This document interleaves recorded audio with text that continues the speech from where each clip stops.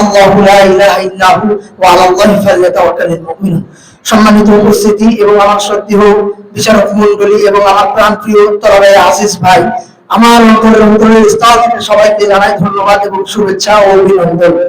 আজকে আমার আলোচ্য বিষয় হচ্ছে আল্লাহর উপর ভরসা করা।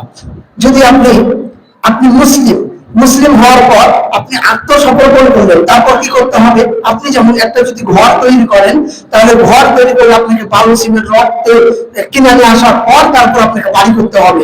সো আপনাকে হচ্ছে ইসলাম গ্রহণ করার পর আপনাকে ইবাদত করে আপনাকে পরিপূর্ণ একটা মুমিন হতে হবে।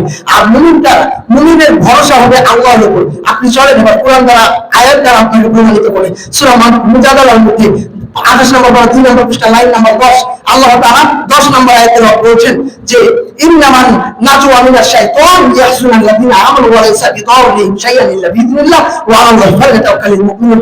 মূলত গোপন পরামর্শ তো শয়তানের কাজ, ইয়াহযুনাল্লাযিনা আমানু মুমিনকে কষ্ট দেওয়ার জন্য, ওয়া লাইসা বিদাররিহিম শাইআন ইল্লা বিইذنিল্লাহ, আল্লাহ ব্যতীত তারা মুমিনের কোনো ক্ষতি করতে পারে না। ওয়া আলাল্লাহি ফালিয়াতাওয়াক্কালিল মুমিনুন, আর মুমিনদের কর্তব্যই হচ্ছে আল্লাহর উপর ভরসা করা। সো আমাদেরকে যদি টাইপ করে কুলা সাথে প্রত্যেকটা দিন প্রত্যেকটা সময় আমাদেরকে যখন থাকি, যেখানে থাকি, যেখানে যে অবস্থায় থাকি, দুঃখে সুখে সব সময় আমাদেরকে আল্লাহর উপর ভরসা করতে হবে। মহান রব্বুল আলামিন এই পারাতে শুধু বলে নাই, এই পারাতে আমার 28 নম্বর পারা 16 নম্বর পৃষ্ঠা সূরা তাগাবুন আয়াত নম্বর হচ্ছে 13, লাইন নম্বর হচ্ছে 8। রব বলছে আল্লাহু লা ইলাহা ইল্লা হু, আল্লাহ ছাড়া কোনো মাবুদ নাই, ওয়া আলাল্লাহি ফালিয়াতাওয়াক্কালিল মুমিনুন, আর মুমিনদের কর্তব্য হচ্ছে আল্লাহর উপর ভরসা করা। সো এই আয়াত দ্বারা আমরা বুঝতে পারলাম যে আমাদেরকে ঈমান আনতে হবে আল্লাহর উপর এবং মুমিনদের কর্তব্য হচ্ছে আল্লাহর উপর ভরসা করা। এবার আপনাকে হাদিস দ্বারা প্রমাণিত করি।